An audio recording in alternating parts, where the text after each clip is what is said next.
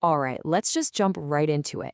You've got the degree, you put in all that work, but now you're staring down one of the most frustrating parts of starting a career, landing that first job, when every single posting seems to demand experience you just don't have. Well, today, we're going to turn that frustration into a winning strategy. Does this sound familiar? I bet it does. You are so not alone.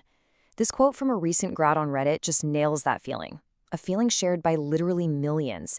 It's this universal roadblock that can make the job hunt feel totally impossible before it even gets started. But what if we've been looking at the whole problem all wrong? And here it is. This is the classic catch-22, right? It's the central paradox that stops so many talented, brilliant graduates right in their tracks. It feels like a cycle that's just designed to keep you on the outside looking in. But here's where we're going to make a change. The key isn't to magically invent years of work history out of thin air.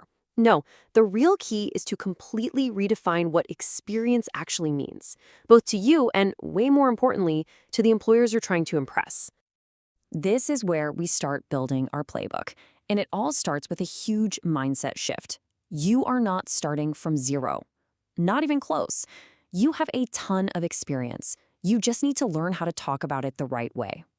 So let's get down to it. When a company posts an entry-level job and asks for years of experience, what are they actually looking for? I'll tell you, it's not about the number of years. It's about a set of core capabilities. I mean, just look at the disconnect here. On the left, you've got this super intimidating language. But on the right, these are the qualities they're really after. 3 to 5 years of experience is just corporate shorthand for what they want. Ambition, good communication, a positive attitude, and a solid work ethic. And those are things you can absolutely prove you have. So this is the most crucial point. You gotta get this. Your experience is not just a list of old job titles. It's the sum of everything you've done. It's that crazy hard group project where you stepped up and took the lead. It's the volunteer work you did on weekends. It's that internship where you had to learn new software on the fly. All of it. It all counts. This is your real experience. Okay, so with this new definition locked in, it's time to build the tools that are going to tell your story. We're going to focus on the two most critical assets in your job search, your resume and, of course, your LinkedIn profile. Now, before your resume can wow a hiring manager, it first has to get past the robot gatekeeper, the Applicant Tracking System, or ATS. Think of it like an automated filter. If you don't know how to play its game, your application might end up in the digital trash can, never even seen by human eyes. Beating the ATS is basically a science. First, you're going to scan that job description for important keywords. Then, you're going to use that exact language in your resume. And that last step is so important. Keep the formatting simple. No fancy columns or text boxes because they can confuse the software. You want it clean, simple, and packed with the right keywords. All right, once your resume is robot-proof, your next battleground is online. In today's market, your LinkedIn profile isn't just some online resume.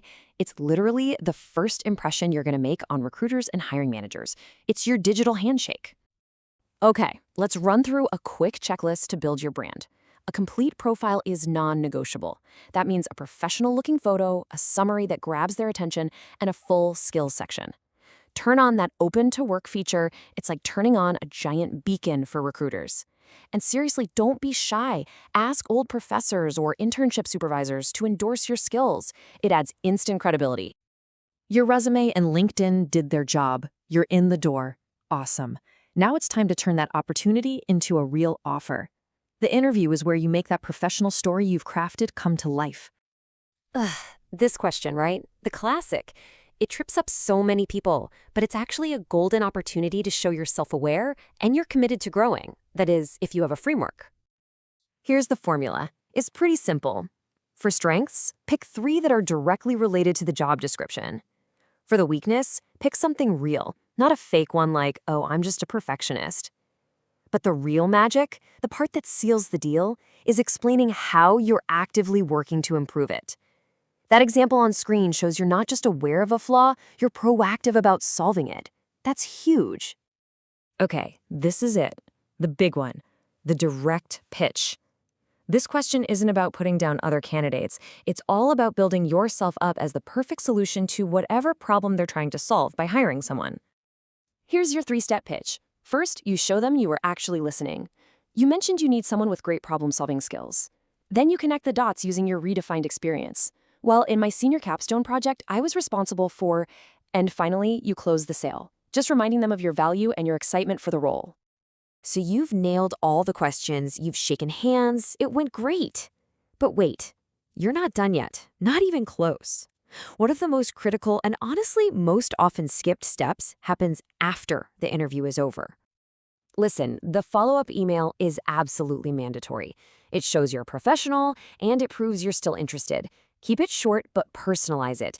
Mentioning a specific topic, I really enjoyed our conversation about the new marketing campaign, makes it memorable and shows you are paying attention.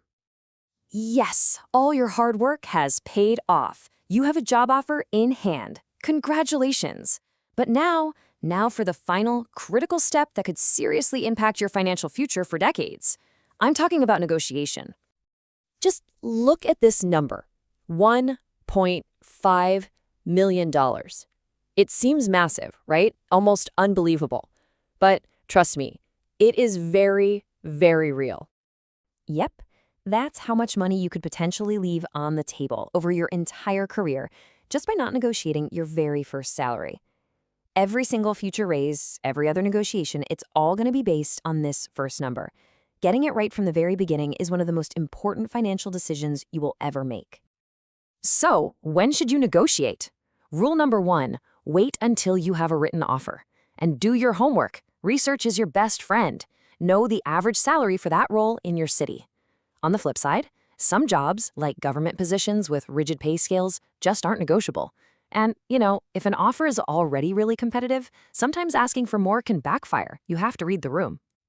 Look, that no experience paradox, it isn't a wall. It's just a storytelling challenge. You have the skills, you absolutely have the value, and now you have the playbook to go out there and prove it. The only question left is, what story will you choose to tell?